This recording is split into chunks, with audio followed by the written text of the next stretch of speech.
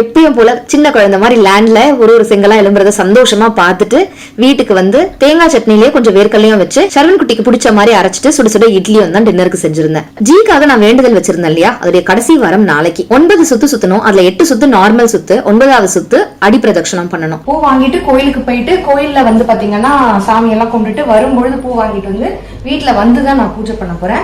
ஒண்ணு இனிமே நமக்கு டைம் இருக்காது, ஒரு வருஷத்துக்கு லீவ்ல, ஏன்னா ஹாலிடே நம்ம கொடுத்துருவாங்க லீவுங்க எல்லாம் வந்தா கூட. சோ இனிமே கொஞ்சம் பிஸியா போகும் ஒரு வருஷம். சோ டக்குன்னு கோயிலுக்கு போயிட்டு வந்துடலாம் வாங்க. 2 வாரமா இவரும் கூட சேர்ந்து நீ தனியா சுத்துற, நானும் கூட சுத்துறேன்னு சுத்துறாரு. என்னப்பா இவர் சுத்துறாரு. மன உருகி ஒரு விஷயத்த கேட்கும் பொழுது அது தள்ளிட்டே போகும். ஆனா எதிர்பார்க்காம இருக்கும் போது கிடைக்கிற சின்ன சின்ன பிளெஸிங் கூட அவ்வளவு பெரிய மன மகிழ்ச்சியை கொடுக்கும். அந்த மாதிரிதான் எங்களுக்கு அன்னைக்கும் நடந்தது. நல்லபடியா 3 வாரம் நான் வேண்டுதல் வச்சிருந்த வேண்டுதல முடிச்சாச்சு. இனி குலதெய்வம் கோயிலுக்கு வரேன்னு சொல்லி வேண்டுதல் பண்ணி வச்சிருந்தேன் இல்லையா, அந்த வேண்டுதல் தான் இன்னும் இருக்கு. அதையும் கூடிய சீக்கிரம் முடிச்சிருவேன்னு நினைக்கிறேன்.